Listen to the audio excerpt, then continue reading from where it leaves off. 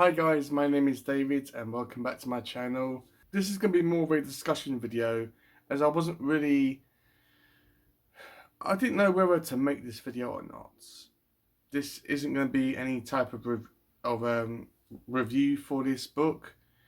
I just wanted to do a video on it.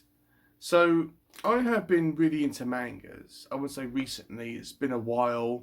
I started off with Junji Ito, and to be honest, he's probably the only person that I want to read everything that he has ever written and will ever write. He is a horror manga writer and an artist, and I am just really, focused and more interested in reading horror mangas because that's what I'm really into reading in general, anyway, and as well apart from fantasy. And apart from that, the only mangas I have ever read are The Flowers of Evil, which has always been described as a coming-of-age story. Well, sort of anyway, but it does have some horrific moments in it. Recently, I was in my favourite comic book shop up in London, does books and mangas and comic books and pretty much anything nerd-related. And they have a massive selection of mangas there. They're all separated into, like, series, obviously. And I was just wandering around, just looking at them, and I came across this one, which is called One Piece. Now, I knew perfectly well what One Piece was. I knew it was a pirate-based manga and storyline, and I knew it was one of the most popular ones. With some Demon Slayer and Naruto. But I was looking at this on a shelf, and I read the back of it, and yeah, as I said, I knew what I was getting myself in for, and what this was about. So I just put it back on the shelf, and I found this copy of the same book, which is volumes 1, 2, and 3 on the on eBay, and I think the seller was selling it for like £3, but I like put in a bid of like 4 or 5, I think it was, and I got it. And yeah, I've also got separately in another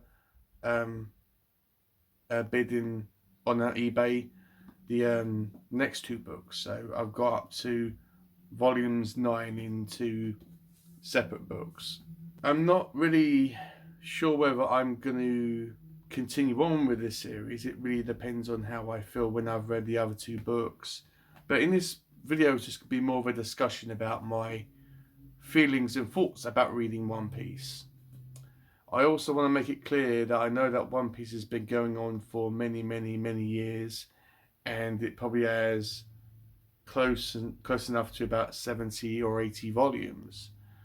So I'm no way of an expert in this. I am a newbie at this whole series and this story, so I'm not pretending to know everything, but this is just going to be my own thoughts on and experiences reading One Piece for the very first time. So if you're a fan of this series, just keep that in mind. Just, I mean, this video is supposed to be for, like, shits and giggles. So this is the first time I've ever read anything mainstream manga-wise. And this is completely different in tone than what I usually read when it comes to mangas. This follows our main character called Luffy. So that is our main character there. Now the story starts off with Luffy as a young boy who aspires to be a pirate. It's an extreme passion of his. That's what he wants to be, and he's like dressing up as pirates and playing with swords and acting the part. Also, at the start of it, we find out that the king of the pirates has been executed. Now, this isn't drawn out. We don't know much about him. Well, to start off, anyway, maybe we do find out a bit about him as the story goes on. But he has hidden a famous treasure called One Piece, which that's what the treasure's called. It's called One Piece, which is obviously the name of the story in the manga. It's not really specified what One Piece actually is, whether it's just a coin or whether it's like a vast a mountain of treasure, or maybe some jewels, or a mysterious artifact that grants the person who finds it ultimate wishes, or unlimited wishes, or ultimate strength, or anything that their heart desires. Um, it's kind of a mystery about what it actually is. But what I do know is that One Piece is put up on a pedestal and it's glorified as being like the treasure that you want to find, like the ultimate find, the ultimate treasure for any pirates. They want to find One Piece. So Luffy, when he is growing up and a boy, he accidentally eats this mysterious fruit called the gum gum fruit, or the devil fruit. Now, the devil fruit, when ingested, it does grant that person powers. Now, these powers can differ. There is two characters within this book that have like two different powers. One which is obviously Luffy, our main hero and our main character, and also this clown pirate. I know he has a actual name. Don't come at me in the comments, but he ate the devil fruit, um, and he has different powers to Luffy. But when Luffy ingested the devil fruit, it enabled him to become a rubber man. He can stretch his limbs at will. He cannot be hurt. He gets shot at. He you know, gets a cannonball thrown at him or blasted at him, and he is ultimately indestructible. Or so it appears to be. And he has all these specific powers and moves that he like incorporates into his fighting style. Like he has a punch move which he calls his pistol. Every time he also performs these moves, he always says gum gum and then the name of the move. So, for example, the punch is called Gum Gum Pistol, and yeah, um, Luffy as a character, he is. I mean, I would say he is two-dimensional. Well, that's his appearance anyway at first, and what he appears to be. But there is so much more to his character. I feel that. I mean, let's just have a look at his physical appearance. First off, I mean, he's slim. He doesn't look that overall threatening in a fight, and yeah, I mean, he seems to be the weakling when put up against these other pirates, which are more like muscular and big, and they have all these massive weapons. Like one person has got like this axe for an arm, as well as the clown pirates, which uh, doesn't fight that much. He fights, but only as a last resort. He leaves the fighting to his crew. But every person that Luffy comes across appears to be much more threatening than himself, and he always seems to triumph and win in his fights. Another feature of Luffy which is important to his whole character is his straw hat. Now, at the beginning, there is a pirate. That person is his role model, and at the story we see him wearing this straw hat, and then he gives it to Luffy as a child and says that take care of this and give it back to me when you become a real pirate.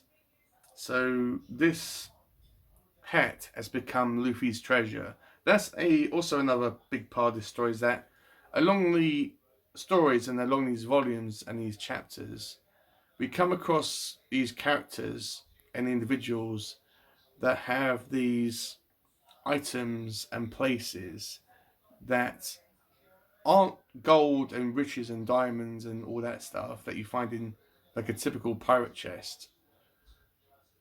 but these items are what these characters call and refer to as their treasure. For example, this pen could be my treasure because this pen could be once given to me by a very, very dear friend of mine that uh, you know, either died or something happened to them, and this pen became important to me. And this pen, I would refer to it as my treasure, and I would be prepared to, fight for it, if that made any sense. It's all these trivial things that people refer to them as their treasure, but that stuff that's important to them. So Luffy comes across all these individuals, and some of them stick around, some of them don't stick around. There's this little boy that's on this female pirate ship that we see at the start, who aspires to join the Navy. Now, it's established that the Navy hates pirates, and they're pretty much, I wouldn't say they're bad guys, but they are the threat and what the pirates supposedly fear. And you would think that these pirates would be the bad guys, but that's not necessarily the case. I mean, yes, some of these pirates are bad, but some pirates are good. We also come across this hunter, this pirate hunter, who Luffy decides to recruit for his pirate crew, which is a theme in this book. He wants to establish his pirate crew and get a ship and establish himself. And he wants to go to a mysterious place called the Grand Line, I think that's what it's called. And this is where all the serious pirates go. And this pirate hunter, who reluctantly joins his crew, wants to be the best swordsman ever. He has 3 swords, one that he has in each hand and one that he has in his mouth. And at the end, we discover a new character, which is our main one, which is a female, which is a thief that specifically steals from pirates. She says that she won't join Luffy's crew because she hates pirates. We don't really find out why, but as the story goes on, I have no fear that, and no doubt rather, that we will discover the reason. She's okay as a character. She tries to be the moral compass and the voice of reason. So as these adventures are happening, we come across all these situations like that Luffy has to come across. One's coming to mind is a dog that has to look after its previous owner's pet shop. The owner has died, and the dog refers to this place or this building as its treasure, and it always wants to protect it and look after the shop, even though it cannot do anything. And the dog doesn't speak, it's not like that, it's just like a standard dog. But it's such a loyal dog and such a strong character for something that doesn't even talk. Also, this other section where this town is terrorized by these pirates, and Luffy has to try to go in there and help them out. There's also this island where this man is stuck in the treasure chests, which he fell into, and throughout time he kind of grew into it and he can't get back out. As I said, there's a story where Luffy has to fight a bunch of pirates, and there is also a part where he has to help out a sick woman in a mansion who has been taken advantage of because of her situation.